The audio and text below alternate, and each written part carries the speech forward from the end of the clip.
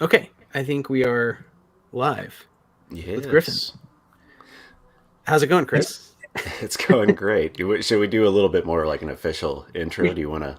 no, yeah. Do you please do the honors? Oh no, I wanted. I was gonna offer it to you. This is all staying in the podcast, by the It's way. 100% staying in. Yeah, yeah, yeah. What is the theme music? Is like do do do do do do do do do do Uh huh. do do do. It's like a little X Filesy. So Yeah, yeah. imagine that, and then it I resolves recently, I to. recently burned through all of X Files, so that hits home particularly well. That's I so love that good. show. I It's don't know if it holds up really, but it was my favorite show as a kid, along with like Antflux. It's still pretty good. Yeah, I bet. So I think listener, imagine that you're seeing I don't know, a handsome guy in overalls with lots of Pikachus at his standing desk who is sitting? I don't know, hard to tell. I'm leaning actually. Leaning desk. I'm at a desk that has like a it has a stool right there, but I'm not sitting in it. This is it's like a leaning stool thing. If you imagine kind of like a pogo stick that has like a fulcrum on the floor, you can kind of like angle it however you want to lean against it. So it helps take weight off your knees if you stand too long, which I do. Nice. That makes sense, and it's for some reason to me very European. The idea of a leaning desk. It sounds like a joke from Portlandia or something. But Well, I'm thrilled to hear that. I mean, we're moving to the Netherlands in May. So there you go. Any opportunity to be more European, I'm all about. That's awesome. I used to go to the Netherlands for work in the summer and had a buddy who lived there and got to meet some other awesome scientists and artists and really, really like it. It's probably my favorite place that I've been that I've not lived, but have stayed in for amounts of time. Everywhere has their problems, but it is a beautiful country full of seemingly just lots of really smart, very chill people. So that seems like a fun place to move if you have to, get out of Dodge. Yeah. Yeah. That is not related to RPGs, but I am curious. Maybe we can come back to like Sure. what you're doing and why you're going to the Netherlands. I didn't know that. Sorry, Official Chris. intro. Official intro. Do you want to do the official intro to what? Sure. Yeah, I'll do. Yeah, sure. Yeah. Hey, everybody. Thanks for tuning in. Welcome to Why We Roll. This is the TTRPG chat talk show where we talk about everything from genre to left politics within the indie TTRPG scene. I'm Chris Pickett, and joining me as always is my wonderful co-host, Wythe Marschall. Hello. And joining us today as well is Griffin from the Griffin's Saddlebag. Hey, happy to be here. Thanks for joining us. Yeah, my pleasure. Yeah, and thanks for rescheduling. This is a rare Wednesday recording for us. We're very excited. It's getting close to spooky season, which is something that Chris and I both are just huge fans of in general. Very much so. But to set the tone for this conversation, Griffin, we reached out because you have a game that is spooky. Is that correct? Is that true? Yeah. I realized at exactly the time last year in January of 2023 that everybody else had a kind of a coming to moment where they wanted to make their own IP and kind of start expressing themselves in new ways. So ever since then, I've just had like a really nice time, like filling in free moments and like free ounces of creativity that wasn't spent elsewhere, with writing RPG stuff. And the first of those fruits is a game called Skellies, which is, as the name would imply, a game where you play as skeletons. I like to call it like a OSR with Benny Hill in the background. So it's very low stakes. It is ideal for parties or one shots and the like. Very good, just like for low stakes. If you normally go and reach for something more high strung and you're a party member down, or you just had like a really intensive episode or whatever, you can reach for Skellies instead. And just goof off, die a lot, roll more Skellies. Doesn't matter. You're already dead. You're already dead. Yeah, high stakes, low stakes, high bones are perfect. Vex in the chat says low stakes, high bones. Yeah, absolutely. That's perfect. Fast with the quips as ever, Vex. As ever, my God. Well, so Griffin, I'm very excited to talk about Skellies. I was reading through it earlier today. It looks super fun. I'm wonderful. Very pumped about it. I love the concept. I love where you're going with it. But just for those who don't know, Sure. what is the Griffin's Saddlebag? Who are you? How'd you get into TTRPGs? Sure, I can answer all those. So my name is Griffin, which is spelled the Magic the Gathering way, as opposed to my main career, which is as the Griffin Saddlebag, which is spelled the D&D way. Already confused. Already. So in Magic the Gathering they spell Griffin with an I-N, and in D&D they spell it with an O-N. Let us know in the chat which you prefer. Yeah, or if you're an agent of chaos and do EN. But despite the many ways to spell the same name, I make magic items for 5th edition, and I've been doing it for coming up on finishing up my 6th year in 2 weeks. November 1st is like typically the Saddleversary, and I make a new magic item for 5th edition every weekday. In my first year, I did it every single day. It was a 365 project that I just kind of like continued. These items are illustrated and then written with the precedent wording and all the flavor. The goal is for them to look and sound and play like official content, and hopefully to make it as indistinguishable as possible. Because I want whatever game master is out there to trust that this is worthy of their game. Because I know there's a lot of stuff out there, and it's always really spooky to put in magic items or anything really from an outside source in your game, because you can imbalance it. And I set out to really kind of narrow in on like what makes a good item, and I've been doing it for a long time, and thankfully I've had the community to kind of bolster me and point out loopholes and things that need fixing along the way, and so through our powers combined, get to make some fun magic items every day. It's a pleasure. I've made 2 books. I have enough content to fill 3.5. So I by now, normally I would have put out my 3rd book by now, but my 2nd book, the Kickstarter, went a little bit long, and I wanted to give myself and everybody else a little bit of extra time with it. So I'm looking forward to eventually putting them, into books 3 and 4. But I mean, it's kind of just like the thing with content, when you do daily content, it's new stuff every day, and just time keeps on going. So yeah, I imagine that you just have a mountain of things that are written, scraps of paper or whatever, that's just kind of around, not even finished products or finished items. So it's part of the thing that keeps me going every day is the fact that it's a new thing every day. So I don't have any half-finished item files. I have like a notepad, more or less, just full of item ideas that I haven't gotten to yet, and those can be anything from just like if I notice that like something silly in our real life, it's like, wow, that could absolutely be something magical with the right kind of enchantment or spin on it. I'll chuck it in that list. Or if we see like this beautiful ring that's just been like really cleverly designed, and like, oh wow, like that absolutely should have a curse on that. Let me write something up about that, and then I'll kind of redesign the ring a little bit, just to be honest about like the origins of it, and then I'll write something inspired by it. It is a real joy to be able to create verbally and visually in tandem like that, which speaks to my origin in my career as a designer. I went to school to be a designer for both print and digital media, and then happened to take enough classes in illustration to kind of set myself up for a unique business opportunity, I suppose. And one of the things about design is that you're always trying to, at least with advertising and graphic design, is that you're trying to mix and match visual and verbal synergy. That's like always like a tenet. Trying to make that a visual verbal portmanteau of sorts, I suppose. So trying to smoosh a bunch of ideas into a single package, and make sure that it reads. And so this is kind of that. Yeah, it's really.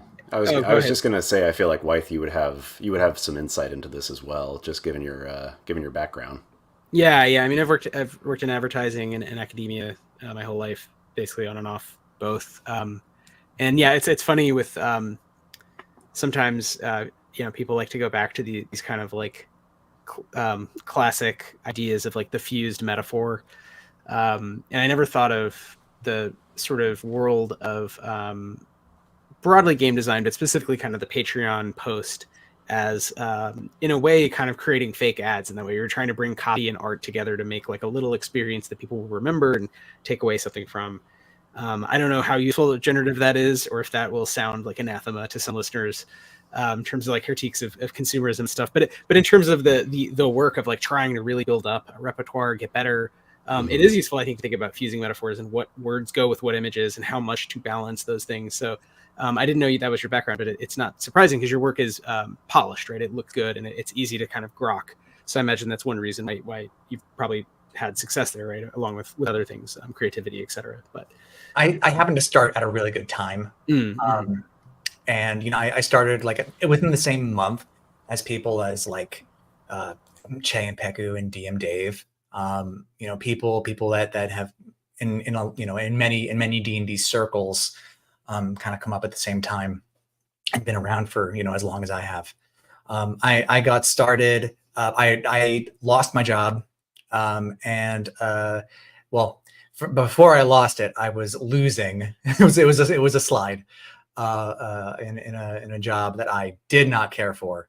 It was creatively devoid, and my partner suggested that I do the thing that had been showing, that had been filling me at the time, which was D&D stuff. And she said that, if you do it for like six months or something like that, maybe you can start a Patreon for it. And, meanwhile, I was thinking, because she had said 365, and I was like, okay, that's implausible. I mean, I've never been able to keep up with an Inktober, which is also topical, I guess, given the time of year. Yeah. And so she said 365, and I was like, there's no way I can do that. But if I did, I could put it all into a book and be an author. And even if nobody buys it, I'll be an author. And that's like on my bucket list of things that I just want to accomplish in this lifetime. And so that was really like the carrot at the end of the stick, especially for that first year when I was doing it 7 days a week. And I really think it was that sweat equity and just that perfect timing. It was really like just like the crest of like a golden era of like D&D homebrew, like in that moment. And it happened to work. And the big thing that I tell people is that even though I started at the right time, the big thing is that I didn't stop. It's I don't want to say it's easy, but it is easier to stop. Or it is easier to start and it is easier to stop, but it is very hard to keep going. And that I think that's really where you see things happen in the grand scheme of things. People who do things and don't stop, whether or not it's good.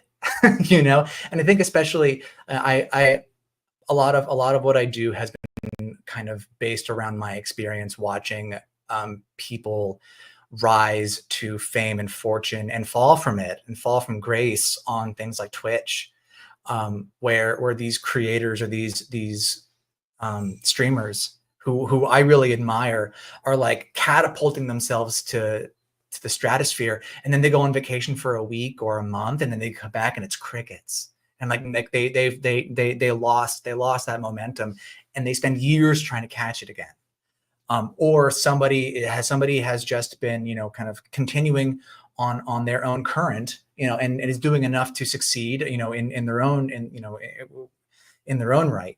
But then something comes up and like the algorithms shift or something like that, or for some reason, like something goes off incredibly on Twitter or YouTube or something, and suddenly they're catapulted, and it's up to them to really capitalize on it. And so I have seen that happen enough times that I was like, okay, like I'm just not going to stop, and I'm going to change as little as humanly possible and make changes as infrequently as possible, so that people feel as though like I am a subscription, I am a service, I am a person, I am a brand that is trustworthy. I mean, like the example that I give to people is that, hey, I mean, like if Netflix only worked some of the time, like would you subscribe to it? In addition to like all the other crap that they're pulling now. But like, if they only worked, like 5 days a week or like 1d6 days a week, like what, if the service isn't trustworthy, if the service isn't consistent, people aren't going to be willing to support you. And when I lost my job, when I lost my job that I hated, a couple months into starting this, it was like a real do or die situation. And so I had to just immediately pour every single ounce of myself into it. And I think that it was like really fortuitous timing. And I think that it helped really just solidify my commitment to it, despite my parents raising all their eyebrows and being very dubious. I didn't have the opportunity for it not to work, and I had to do my absolute best. And when you're the only person behind something, you're the only person that you can blame for something going wrong.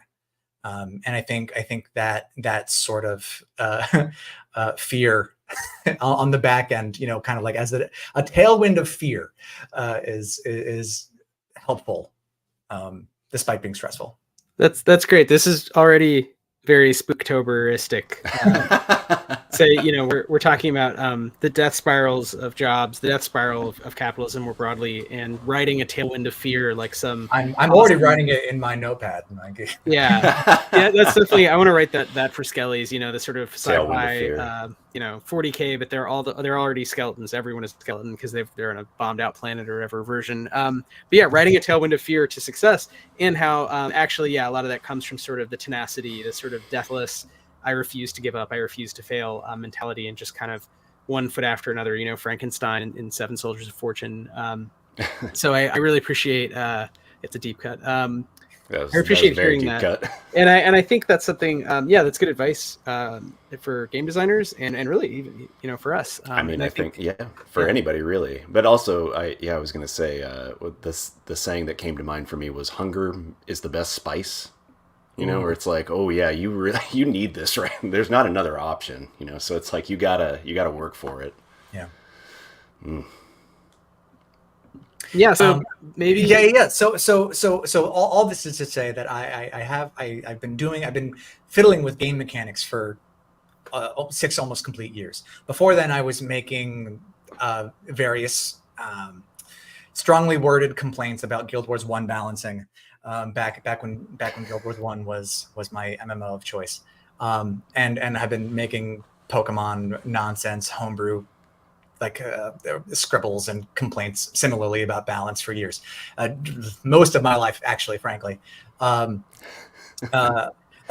caught the Pikachus in the background, but I'm also wearing a is that a Ghastly? And Gengar and Ghastly. Very nice. You're really ready to catch them all. That was actually my next question. It's great podcast content when you're talking about what you're wearing. And the room you're in. But you're answering the question of how did you get into this and what games did you play? So maybe if there's more to say about that. But I mean, it's like I have these various interests, and I think these interests are things that successfully, leverage that like clever mechanics with a good aesthetic that are carefully tended to.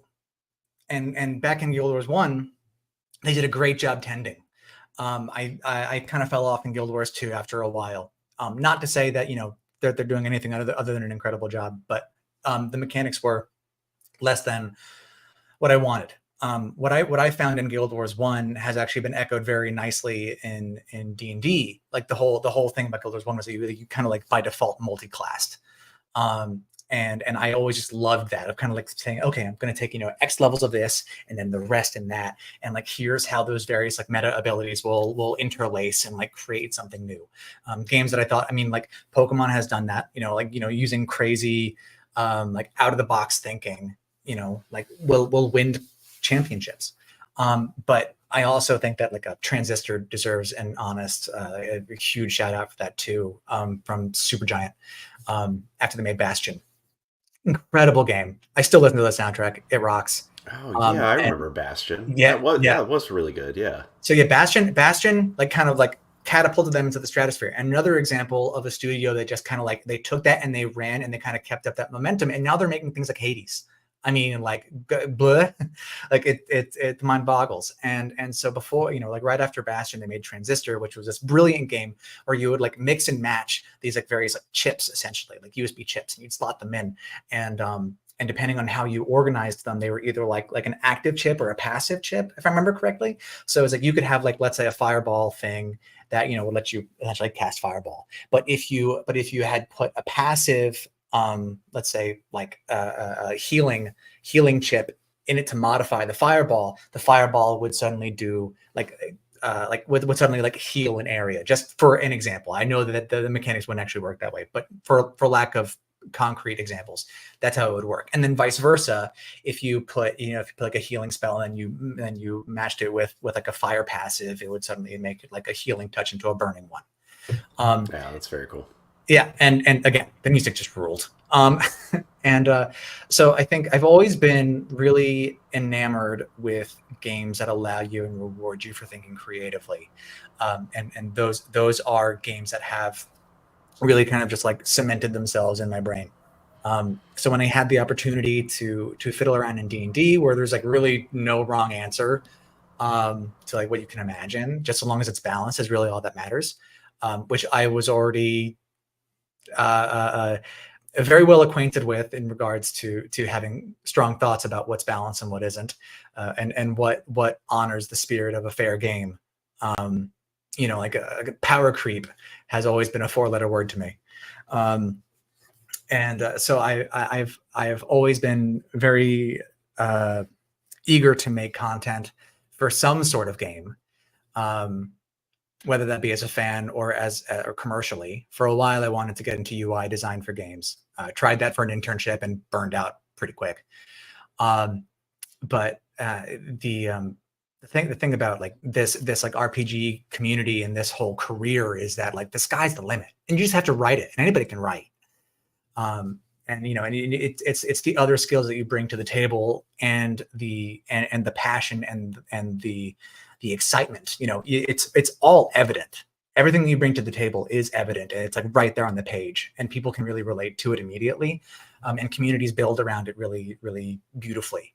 So I've always really appreciated that about the community in particular, and just like about like RPGs as a whole, whether that be on paper and pen or digitally on a computer.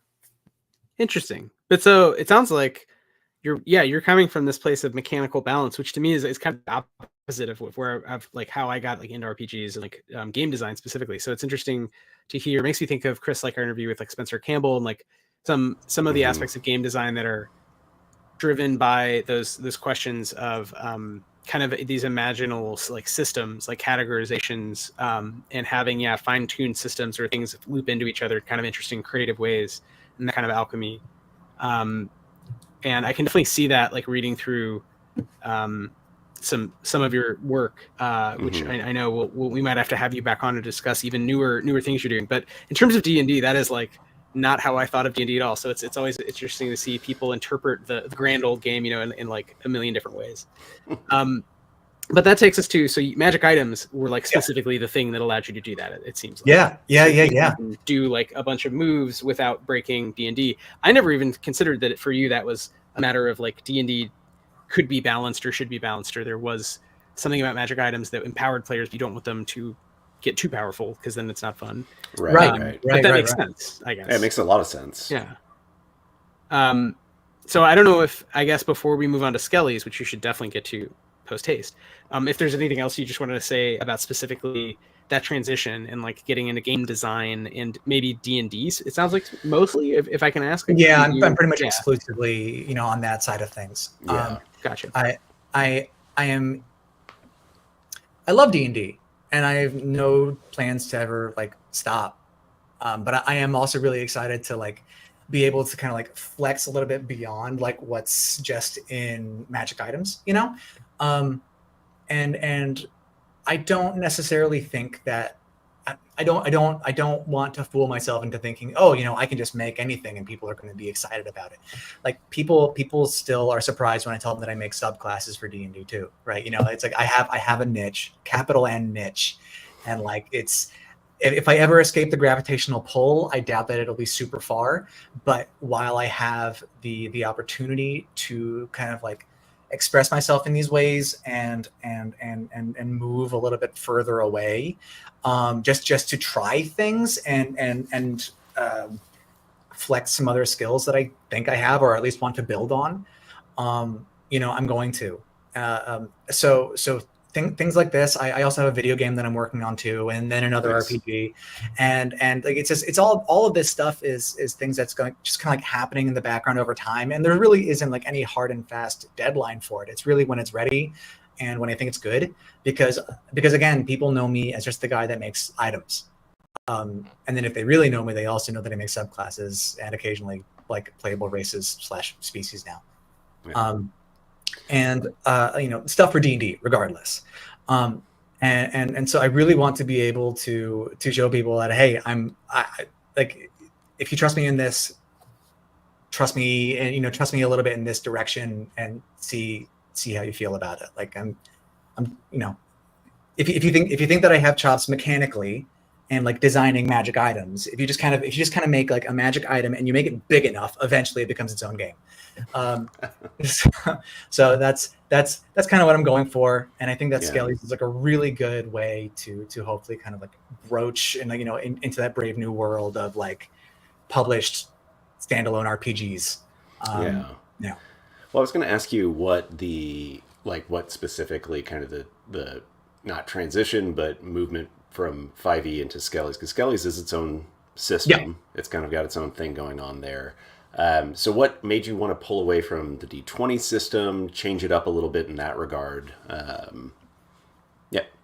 I don't have any enmity towards D20s or anything. It's just so Skellies uses entirely D6s, and part of that is because they're really flexible, and it's very easy to do either a D6 or if you follow, again, like D&D's lead, they introduce the intro. These have been done, for eons before. Just my first interaction was in D&D.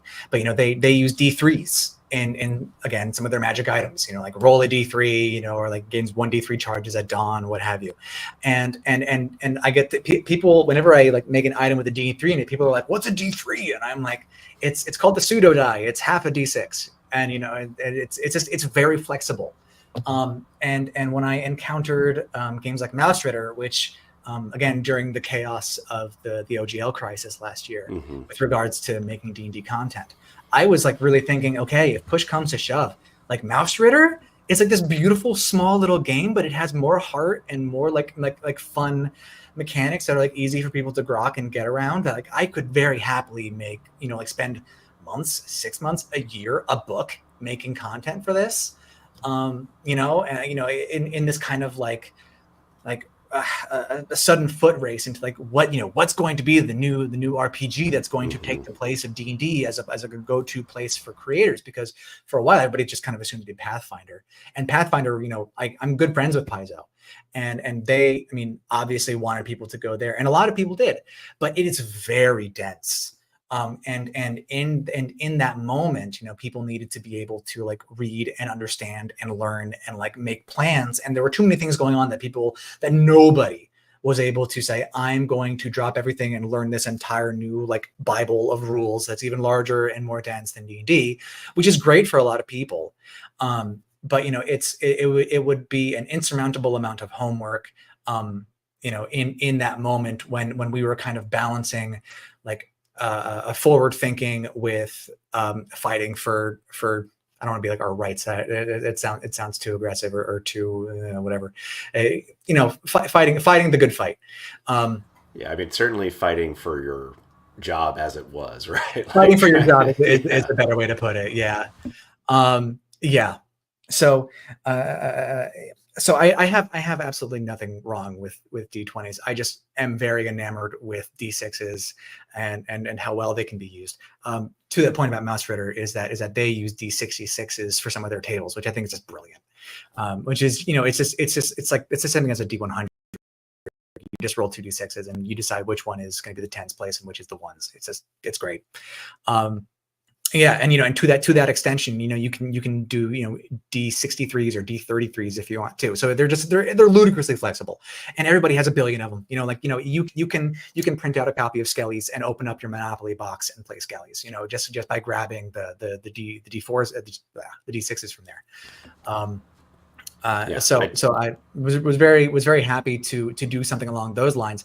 And then when I was really thinking, and this is the designer in me, and I whenever I come up with an idea, and I just kind of extrapolate and keep on making new connections, I'm like, oh, well, if I do it this way, or if I devise the lore this way or that way, suddenly this makes more sense, and I can have this kind of cheeky little nod in here. But in this particular example, roll them bones is such a classic old school way of saying to roll dice, and when you think of rolling dice, especially with that sort of lens, on it, they're obviously all D6s. They're it's all always a old D6 bone D6s with dots just kind of dabbed in them with a knife. So I was very eager to. I was very happy. I don't want to say eager, but I was very happy to continue with D6s as just kind of this classic, super flexible, very flavorsome in this case choice of die for it. Well, it also goes back into the fused metaphor in a way, and even if it's only in kind of a punny way, it still is effective in terms of creating a kind of immersion into the game, which I think is really clever. Oh, go ahead, Wythe, please. I was just going to say something similar, that it's kind of thinking thematically that way, I found can be very generative and fun and unexpected, because it's not I think a lot of people start off understandably with I'm going to take D&D and take the parts I like and make my own version, but it can be almost more fun to start from this more weird kind of unexpected perpendicular angle. So it's okay, everything is bone themed. It's a world of bone. What does that conjure? What are the words that come to mind? As Vex says, maybe more concisely than what I was saying, puns are tone setting. Yes, please go ahead. Sorry. Well, I was just going to say, for those who haven't, unlike Wythe and I, haven't had the privilege of reading Skellies, could you give us just what's the elevator pitch? Could you give us a rundown of the game, the characters, what you're doing, etc.? Sure. So in Skellies, you play as skeletons that have been raised by a lich. Your entire purpose in this undeath is to make your lich's immortality as pleasant as possible. That can be anything from routing intruders that would dare to, steal their treasure or try to slay them if they, could. Or it could be unclogging the plumbing from an ooze infestation, or baking them a really good cake, or giving them a new hairdo for, once a century. All of these various things earn value, in the lich's eyes. If you are a very valuable skelly, you rise from the rest, and they give you more bones, or they give you bits of their treasure, or they give you dark blessings that allow you to do minor fun, or and sometimes even helpful magical tricks. So this is absolutely kind of a reversal of the classic 4-person or however many people party going to fulfill quests of grandeur and save the whoever from the dragon, and instead you are protecting your lich's lair from would-be intruders or would-be adventurers that you would normally be playing in another game. And in improbable odds, sometimes making it through. If you get hit, you may lose a limb. There really isn't hit points. It's really just losing various limbs. So when you get hit, you roll a d6, and you might lose the associated body part if you don't have enough bones holding it together. So it's really low stakes, like I said before. And if you die, just roll another skelly. You're already dead. It doesn't matter. Very OSR in that way, for sure. Yeah. Go ahead. Oh, no, sorry. I stopped my camera instead of unmuting. Oh. So I think the idea of kind of a one-shot where you play skeletons in a sort of reverse dungeon makes sense. And I think here you've really delivered. I mean, the book is fun.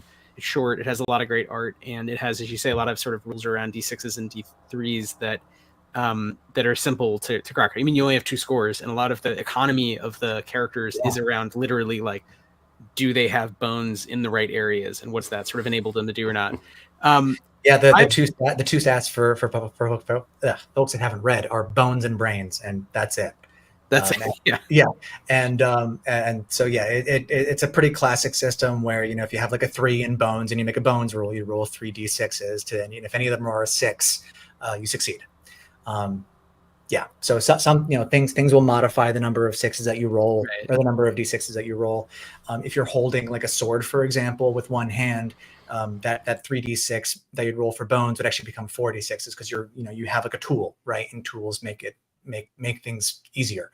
To that end, if you had a 2-handed sword, you'd roll an extra 2d6 as opposed to the 1. Right. If you're attacking, maybe it makes it harder to do something else. I don't know, but it's I could see like a whole economy around like trying to keep it even more than I mean, a lot of games use d6s, and I think it's interesting to start there, as you say, in terms of accessibility. Which I think there's different sort of assumptions you can make about like who plays games and what dice they have and what dice they want to use. But to your point, it's like everybody has d6s. Yeah. And when you're keeping the economy, and I make sense with what you said about power creep. I hadn't thought of that when I read Skelly's, but it does feel like things generally don't get too crazy in terms of you're not rolling Warhammer levels of d6s. It's just plus right, 1 minus 1. So those are kind of big swings. But I was curious to hear more about, and I think we talked a little about it on Discord before the show, is like, what kinds of stories, have you play tested it? What kinds of stories are you looking forward to or envisioning? What's some of the fun that some of the Skellies have gotten up to? And kind of, I don't know, my mind, of course, immediately goes to like, defeating the Lich or like overcoming the Lich. That's also the first place that my mind went. I was like, there has to be a way to revolt. Right. Like, please have a mechanic for revolution. One of the things that I want to write about, and is actually included in like one of the sample, like they're called Liches and Layers, which will eventually be like supplemental zines that are free. So in one of the sample Liches and Layers, it does actually account for if the Skellies want to unionize. Which is, I think it's all very silly, and it's all low stakes. If you are a particularly valuable skeleton and you convince your Lich that, hey, if you vaporized me, which I know you could do with the flick of a finger, you would lose a lot of like the things that I, make easy for you. You don't have to worry about the oozes in the basement anymore because I brokered a deal with them to bring them pudding every week, or something like that, like cockamamie nonsense. Because like the objective here isn't to build like a souped up superhero or, hero of legend. Your job is to be a skeleton doing goofy Scooby-Doo hijinks. Like there's an entire mechanic in there called goofs, which I know that you've read, but for people at home, it's like if you fail a roll, you can describe how you fail in a comedic way, which then makes it easier for somebody else to succeed, so they get a bonus to their roll instead. So like it is very purposefully designed to encourage silliness, to encourage building these silly stories and these silly memories that again are perfect for parties and bringing people into this sort of like role-playing frame of mind, and not so much about like necessarily, I don't want to stop you from having these sort of like glorious adventures, with your Skellies, because being heroes in your own right in your Lich's lair, but it's all about just it's almost like being in an office or like in office space, let's say. I was gonna say, like, after you said the unionizing thing, I was like, oh, I didn't think about this before, but this kind of strikes me as like a workplace comedy, and like The Office, or like and so I'm really excited to kind of play around with that. Some of the content that we're kind of like I'm working with writers that I love to work with, and his name is John in particular. And John just wrote up this hilarious sample adventure called "We Brought a Zoo," and it's about how your Lich sees a pamphlet from a village not too far away, and it talks about a petting zoo essentially, and the Lich wants to pet some of the animals, so he sends you down into this village undercover. You have like cloaks or whatever, and there are all sorts of different ways for you to get discovered. Basically, whenever you fail a roll, there's a chance that you get discovered, and you raise the alarm, and once the alarm gets high enough, then it's game over. But the goal is to round up these various animals surreptitiously and teleport them back to your lich so you can have like a petting zoo in the lair. Yeah. And it's just cockamamie nonsense. I feel and like again, that's, it doesn't matter if you die. yeah. Well, I feel like, if I was running the game, that's Yeah. definitely the direction I would take it, where like Yeah. the Lich is going to start requesting more and more nonsensical, like literally insane things of you to do. And if you're successful, then it's just going to you're going to lose it. Yeah, Yeah. exactly. Yeah, I think it works on a narrative level, but also just in a like, just Yeah. pushing people into like, no, just be silly with it. Like that's good.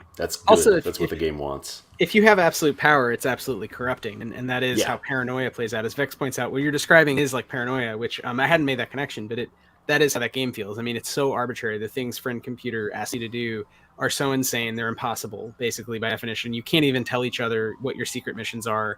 So it's kind of role playing to like this really nth level of like sort of frustration is the fun, and everyone's laughing the whole time because it's sort of so inherently goofy. Or Reverse Beastmaster is another one that, a lot of Grant Howitt's one pagers that tend in that direction of like, how can I have a situation that is always inherently going to go toward goofiness? It's going to go off the rails immediately, sort of at the first disturbance.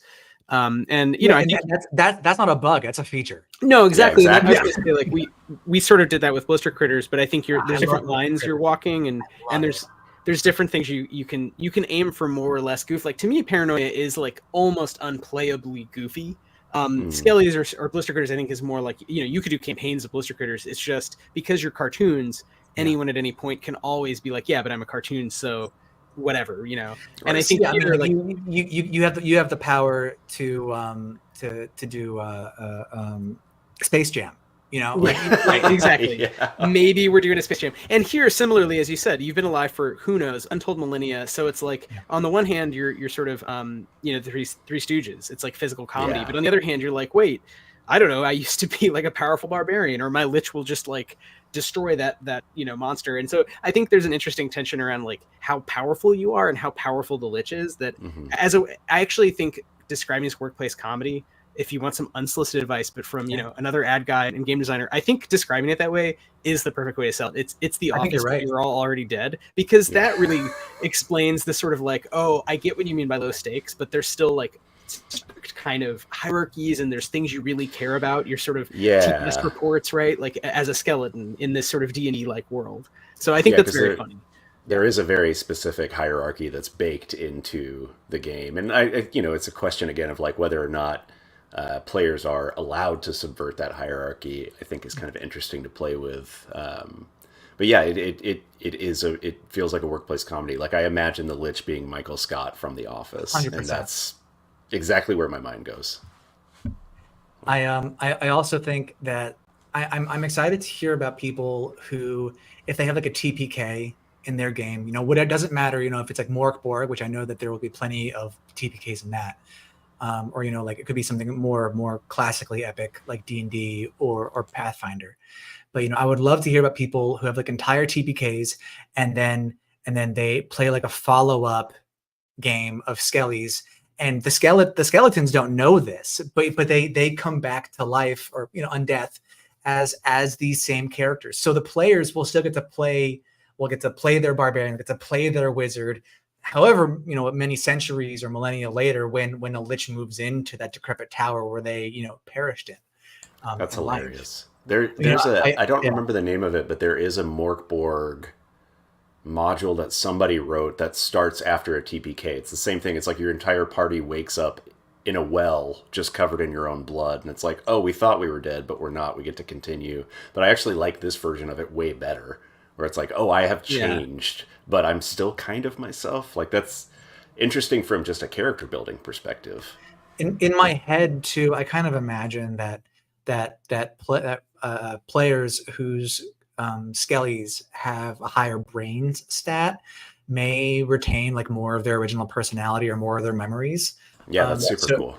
So if they want to play it like the like the single person RPG skeleton, they absolutely could.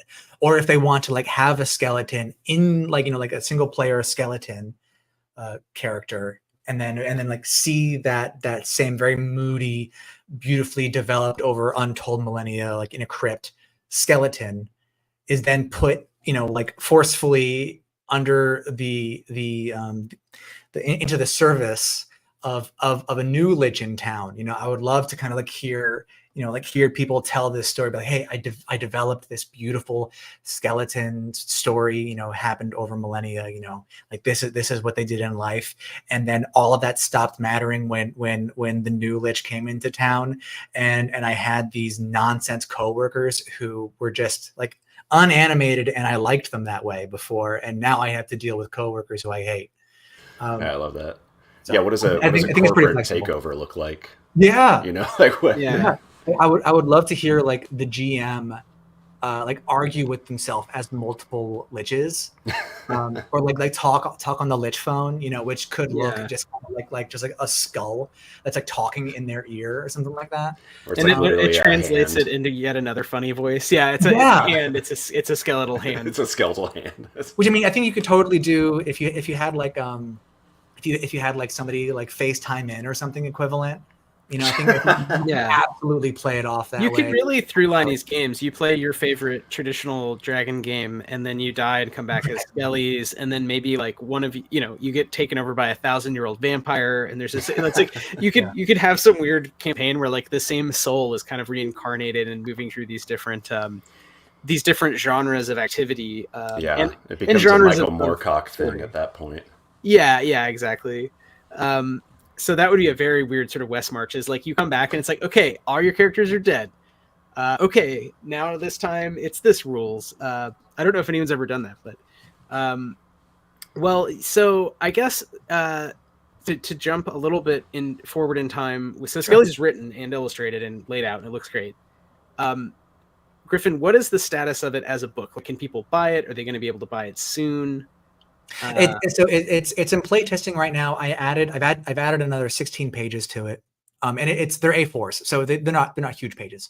It brings it from a 64-page book to an 81, and the purpose of that was to add some gameplay samples and like some built-in like liches and layers and like some maps and things to kind of like really get you started on the right foot, as just kind of like as like an example of like, hey, this is how your lich or layer could be laid out. This is how you can kind of like really just like noodle down some ideas, a few key locations in this layer, and you're off to the races. Like you don't have to spend an hour brainstorming. You get to spend 30 seconds with a cup of coffee the night, like the morning of, and have a great time.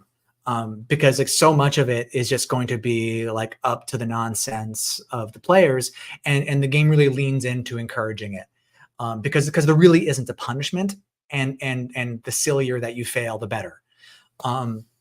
So the game is like ready for play testing. I would love it if you play tested it. You can get your name in the credits if you play test it.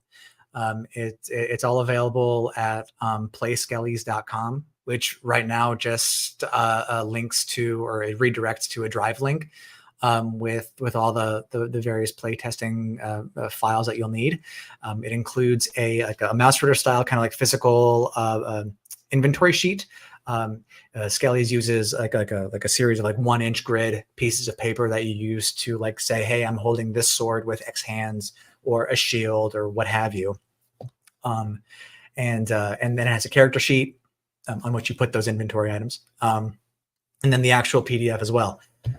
So it's like, please play test it. Please tell me anything that you feel about it. I'd love to hear it. I read everything. The book itself has like the very first page of it. It says like, hey, you can submit feedback at playskellies.com/feedback. I think it says. Actually, I can tell you. I have it up right here. Playskellies.com/feedback. It goes right to a spreadsheet that I have, and I read everything.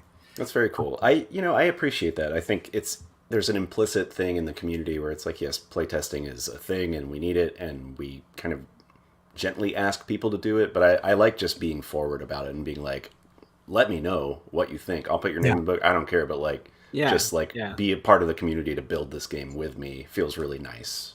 Yeah, I mean, yeah, I wouldn't have put in the gameplay samples, or even like where to start with like a sample lich or a layer without it. You know, these sorts of feedback are like really important because people need different things when they start out.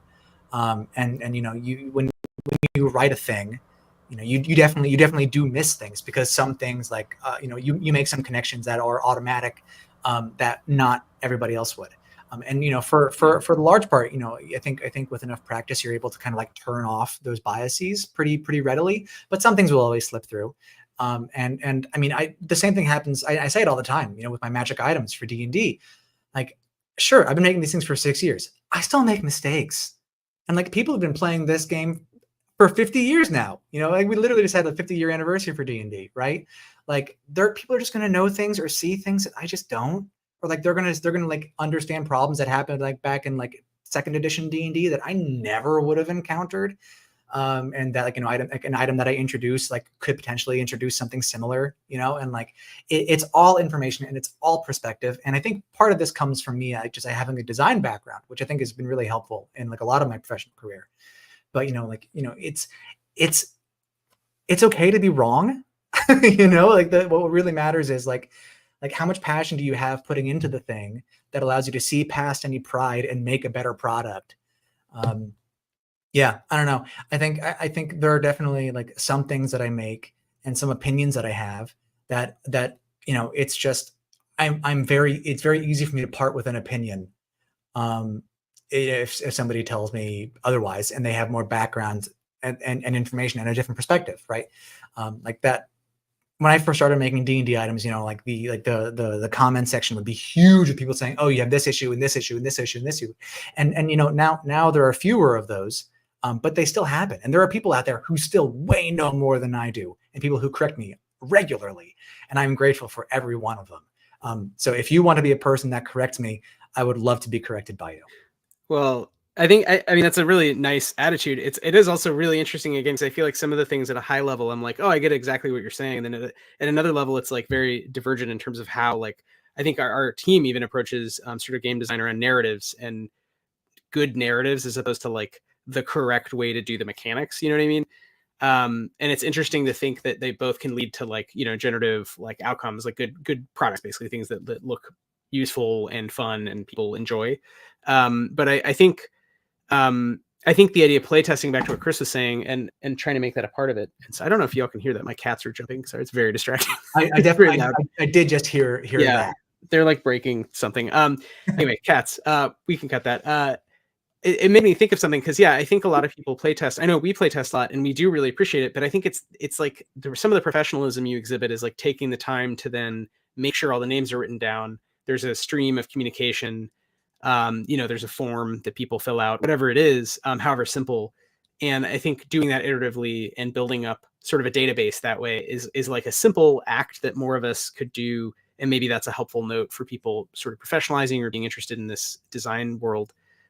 Where it's one thing to play with your friends and have your own internal notes, which is useful, but it's another thing to try to commit to certain rounds of iteration, like a real sort of product design process. And that can lead to sort of unexpected outcomes because you're sort of looking at data a little more objectively. You're arranging it in a different way, sort of in a spreadsheet. So I think that's like a fun, interesting note that does not surprise me, but also did not necessarily think we were going to talk about on the show. So thank you for sharing that and for the open call. So Skelly's is just right now a free playtest version. There is no book printed, but it will be printed. Yes. Yeah. I've worked with manufacturers and logistics professionals enough now to know that it is a pain to have to organize and manage, especially if you're just a single person like me. So especially right now, because nobody's like breathing down my neck in order to give them anything. You know, I'm taking the time to really make sure that it's all good, and that various products that I'm making for Skellies, like I'm making special D6s, which are just let's see, I think I have one here. Yeah, I do. There's too much sanding on these. You lose like you lose some of the effect of them. But I'm essentially making like bone dice. It's not actual bone. It's still a resin, but it's matte, and it's it's very very bone looking D6s, except on the 6 side is a Skelly's head. So basically, when you roll, you just look for the skulls. Oh, that's awesome. And what will be fun about it is that there are 6 different molds, and each one has a different face on it. They're identical otherwise, but they all have different faces. So you'll roll and you'll see like happy Skellies, sad Skellies, surprised Skellies with hearts on their eyes, stuff like that. Again, back to the 6 factorial thing going on. Yeah, there's 6s everywhere. I think that 6 is also just like the maximum amount that you reasonably will ever roll. So it worked out in that case, and it also fits very nicely in a package. But yeah, it's I'm having a really good time making these. I'm using a different dice manufacturer than I did last time, which for my last Kickstarter, which was a nightmare. But so far so good with these. These are actually overextended too much. I have this really lovely model that's actually going to benefit from like being like a whisper of sanding, just in order to get off like some of the rough edges. But the ones when these continue getting perfected and prototyped, have like more pronounced like grooves and cuts and like beveled edges and stuff. So it matches like the rest of the illustration and like the text style and all that stuff.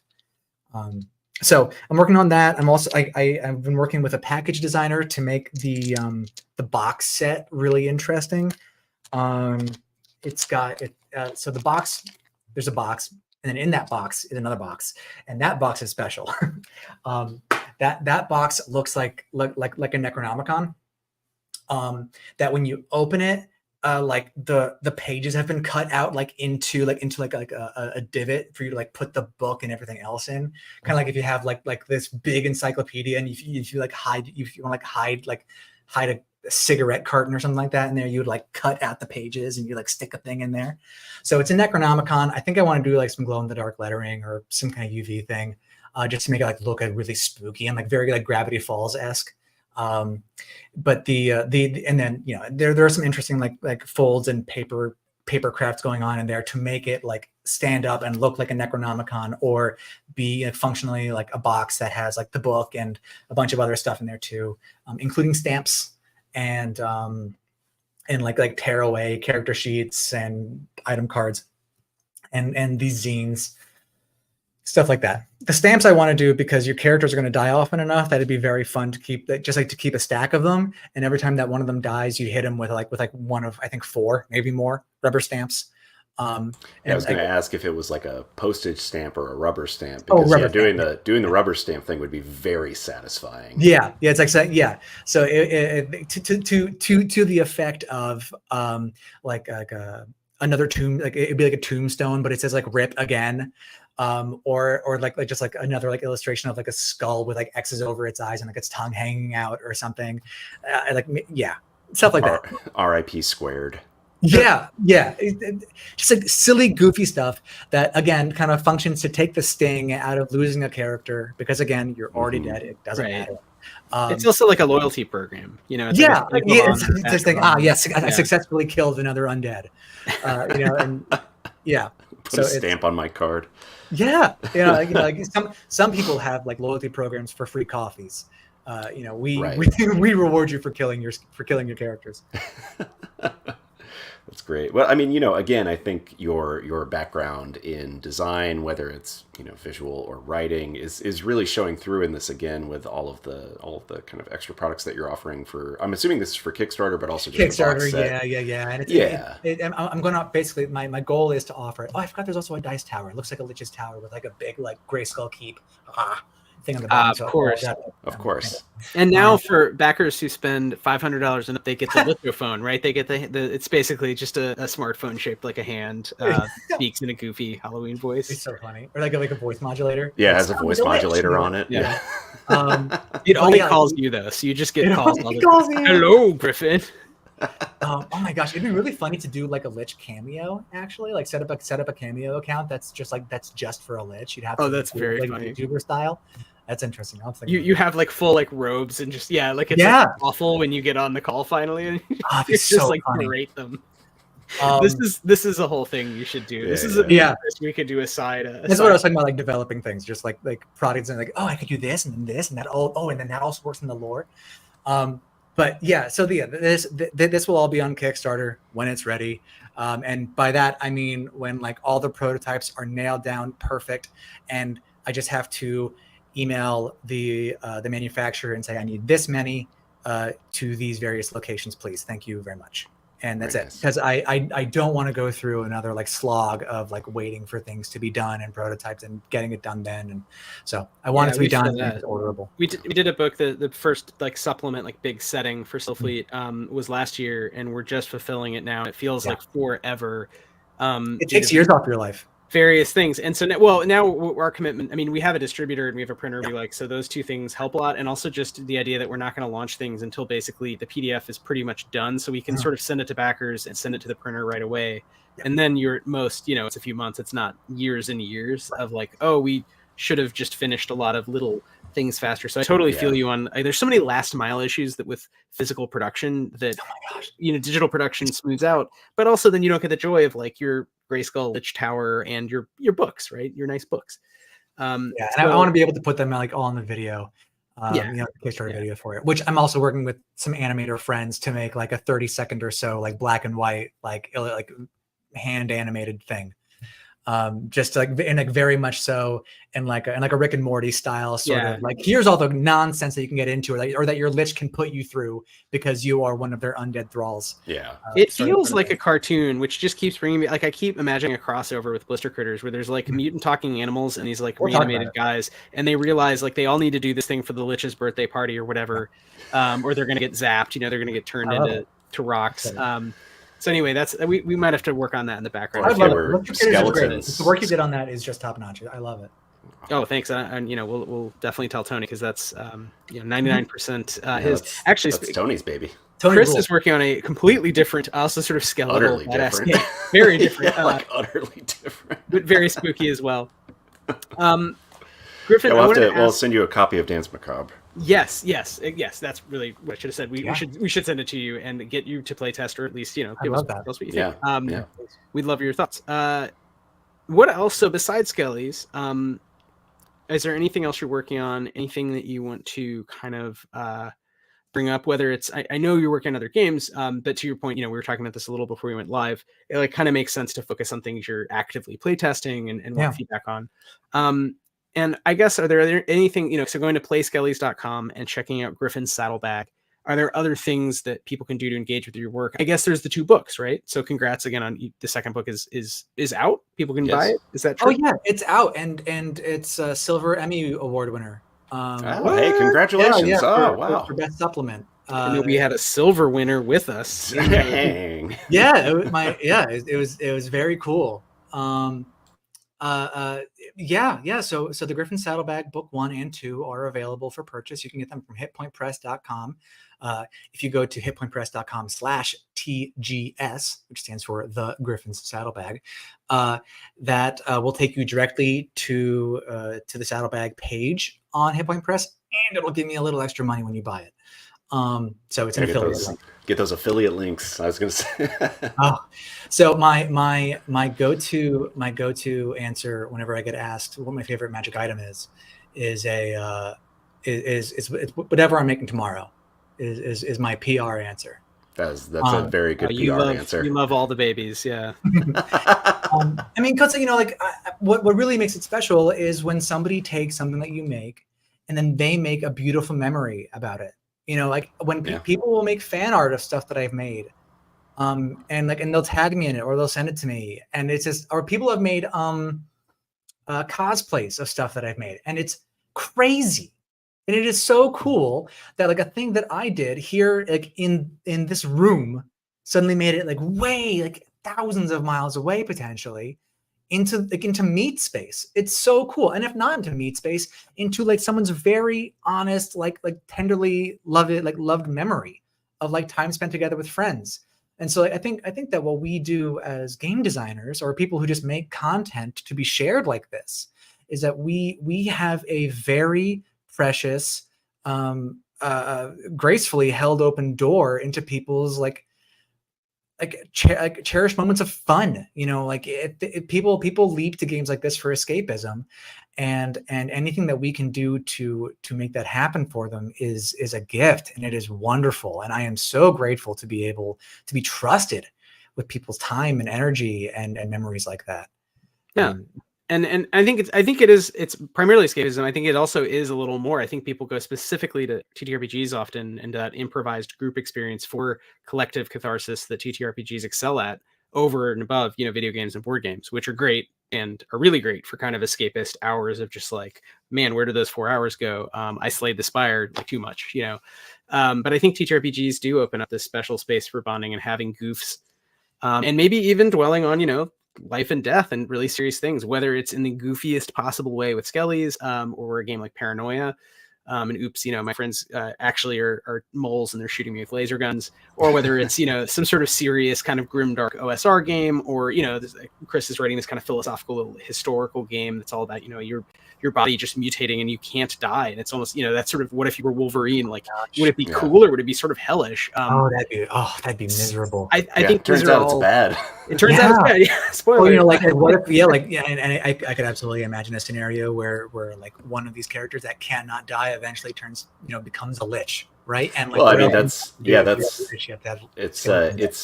somewhat baked into Danse Macabre that if you obtain too many mutations, if you die too many times, then you do just lose your sanity. And there's different valences of that, but yeah, I mean, you basically just become a different person. Yeah. Or no longer human. Cyberpunk really touched on that too. Yeah, for sure.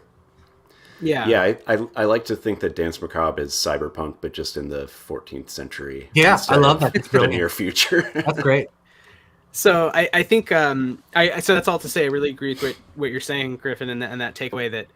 I remember actually Logan Dean was telling us this too about, you know, these games ultimately are luxuries. People don't have to spend money on books. As much as I love books, I'm a bibliophile and a literary, you know, snob, and that's the world I grew up in. But nowadays, especially, right, with video games and just the economy, you know, it's like the fact that they're buying books or dice is really it is a gift to anyone publishing any level of anything. So it is something to reflect upon and just go back to, like, is this really fun? Is it, you know, is it play tested? Which it turns out I thought everyone liked play testing, and then we found out that like not everyone even play test stuff. Not everyone does it. A lot of folks don't. That's crazy. I mean, they read it through a billion times and they just kind of they kick the tires enough that they assume the car can drive. And you know, sometimes it does. Sometimes it can. Yeah. But to answer your previous question though about like what else I'm working on. Things that I'm also kicking the tires of, but not quite play testing. So I'm working on another TTRPG, which started out again shortly after in February of 2023. It was originally called Sword and Scepter, and then was transformed into originally it was Parlance. Then it was transformed into Sword and Scepter, and then it was transformed into Fathom Fair, and now it's Callings. And it has been through the filter and around the drain so many times now, where it's kind of like boiled down into like a really nice cup of coffee. I think at this point, you know, I finally have the espresso at the end of it. I hope, you know, and so I've been playing around and making content for like I've been working on that, and that is like the Griffin's take on a larger scale fantasy RPG. That you can read through in half an hour and not a day. You know, given what I like about balance and mechanical levers and like, you know, how to balance things out in a way that's fun and accessible and customizable in a way that makes it interesting to make content for, coming from a person who makes content and enjoys pulling these various levers that exist in D&D. But also somebody who doesn't want to spend multiple weekends reading through, you know, several hundred pages of game literature. Also speaking as somebody who has to read through the new Player's Handbook still, and doesn't read terribly fast. So I'm working on that. No timeline worth speaking of on that yet. I'm also working on. I mentioned a video game earlier, which is called Daemons. Daemons is my video game that is a beautiful mix in the middle of like D&D, like magical demon summoning lore, but. Better way to describe this is that it's Pokemon mixed with Final Fantasy Tactics Advance, but through the lens of what if Pokemon being a way to consort with demons was real, and so instead of like controlling physical monsters that perform dog and cockfighting essentially, but through this like very nice and cheerful lens. Also kidnapping or dog napping, I suppose. Absolutely. Yeah, it's super dark. Pokemon, like, I don't know if like I love Pokemon as much as the next person. Like, I was in 7th grade when it hit the US. It's a formative core kind of thing. Yeah. But God, is it hard like it's so exploitative. It's insane. If you even squint your eyes a little bit past the curtain there, like it's like yeah, it's dark. It's dear. Really dark. So what Daemons does is it kind of hinges on some like flavor and fantasy mechanics and bits of lore that are almost ubiquitous, like in kind of like the soup of fantasy writing now, of there being like a material plane as opposed to like an ethereal one, or like a Feywild.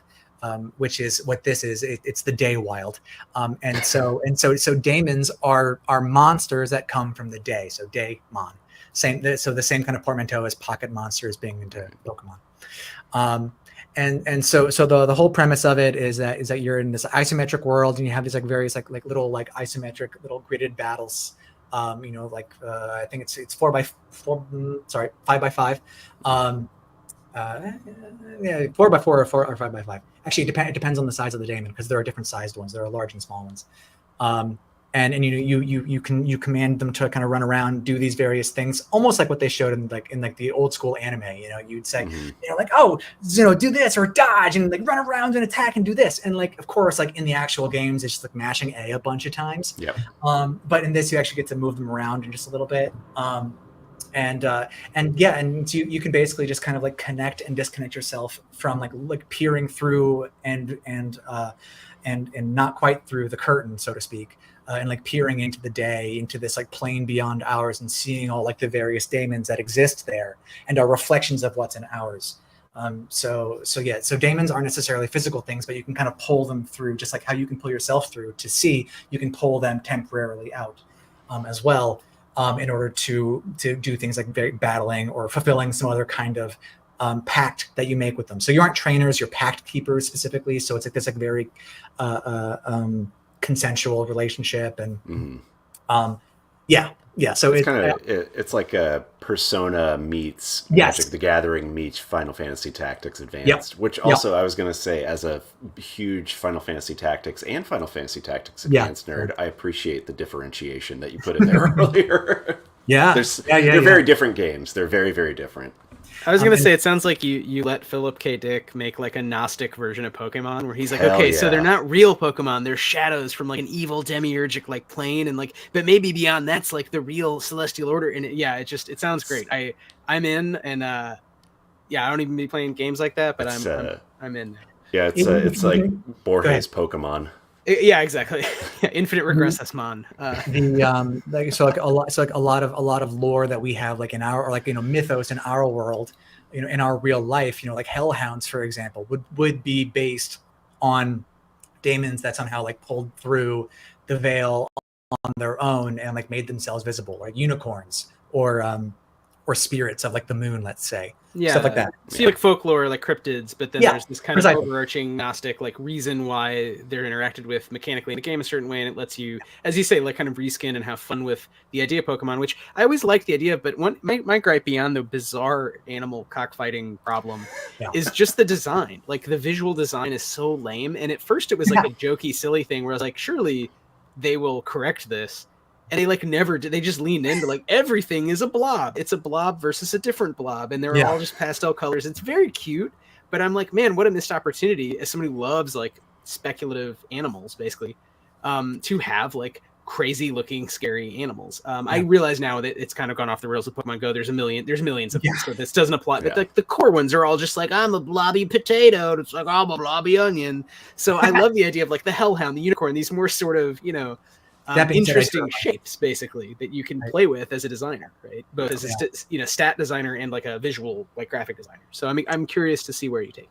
Sure, yeah. Like so we've been motoring towards a demo for far too long, but it is there. Like I am playtesting it, and I'm finding various bugs or visual bugs or things that need polished. Because again, like with Skellies, people know me as just as an item maker for D&D. I need to give people like something polished because I can only make a good first impression once, right? And nobody's breathing down my neck to get this thing done. So like I'm working with people like with developers and sprite artists to like really make these things sing so that when I do make that first impression with like a battle loop demo, people can take me seriously. I think so much like Pokemon fan stuff, or like people in our various demographics who have grown up with Pokemon in one way or another, like go on to make their own like passion projects based around it, and so like 95% of it is vaporware. Yeah. And I refuse to be thought of as a person who produces vaporware. So I'm really committed to it. I've been doing it for, I think 3 years. And you can follow along. Damons.gg actually will get you there. DAEMONS.gg. Before I lie to you, I'm almost certain that's the case. Well, just make sure in the show notes we got it. I think probably we will go there now. We'll put the right thing. It's it should be. You can send it to us after. We'll put it in the show notes so folks can check it out. And with that, I think we should probably wrap up. So I don't know, Chris, if you had any final actual interviewer questions for Griffin. I don't. I am completely out of inventory of my interviewer questions. You've used all of your spell slots. I've used all my spell slots for the day. Yeah. Well, I guess my only real question. Usually, this is my last question. But again, Griffin, where can folks find you? Where can people go to support you and your work and find more about Skellies and everything else that you've been working on? Sure. Well, people can find me if they Google the Griffin Saddlebag. There are a billion different ways to spell that wrong. So what they can do is they can type in saddleb.ag into their browser, and that'll get you to my website. Otherwise, you can find me on like Instagram and Tumblr. Actually, I was going to say Twitter, but I'm not really posting on Twitter anymore because it's all like automated and they got rid of the API for that. But Reddit and Instagram are my two biggest spaces. You can find me pretty easily there as the Griffin Saddlebag, and I post every weekday, and then I release an item for free every weekend.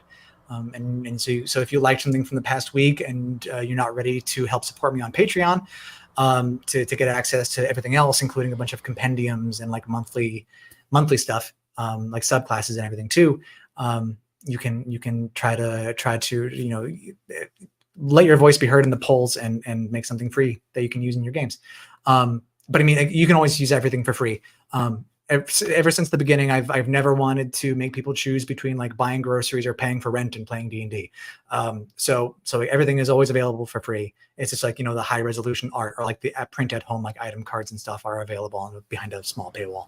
Yeah, it's the premium product that is. Yeah, it just supports the effort. It lets me do this full time. Yeah, for sure. No, and we similarly have to balance that urge. I mean, we're explicitly like Marxists, so we're like, well, we'd like to just give everything else. Like, we're broke, so please give us some small amount of money if you can. Sorry, Chris, were you gonna quip? Nah. All right. It was going to be a sad quip. I don't want to end on a sad quip. Yeah, let's not. Okay, let's not do that. We'll do that after we stop being live. So Griffin, thanks a lot. We didn't really get to. Usually we do ask some questions also about politics and games. So maybe that's all the more reason. We kind of got there with office stuff a little, but to have you back on with callings maybe in the future. Sure. Even yeah, demons. In callings you don't have classes, but you have like pulls as to like this is what I'm destined for, and that kind of like magically gives you the various like supernatural abilities that make you like more than just a normal warrior. And I was curious about that order and chaos, which feels very old school for a game that to me reads very new school. It reads like an NSR take, but it has this kind of law order stuff built in. So I was curious too. That was actually my biggest question as I read through it. But in any event, that'll be for next time. We got to have you back. We got to play test some stuff. And as Vex points out, we do have an active Discord. So folks, if you're listening, discord.stillfleet.com, come talk about the grid system and politics and games. And we also talk a lot about cats and mechs. So if you like cats or mechs, those are also always on tap. It's a lot of cats. Griffin posts amazing stuff all the time. If you like magic items, and just well-designed things, digital and also now increasingly physical things, go check that out. And thank you so much for being on the show and now sharing Skellies, because we really love horror stuff. And I was just chuffed that you made a whole book of, skeletal hijinks. So I would love nothing more than for your audience and community to enjoy it as much as I have in making it. So I look forward to hearing from them. Awesome. Yeah. We'll get some playtesters. All right. That's why we roll. And this was Griffin or Griffin Saddlebag. Thanks, everyone. I'm Wythe. And I'm Chris. And that's it. Good night. Yeah, bye. Get out of here. What are you doing? Scamper on home.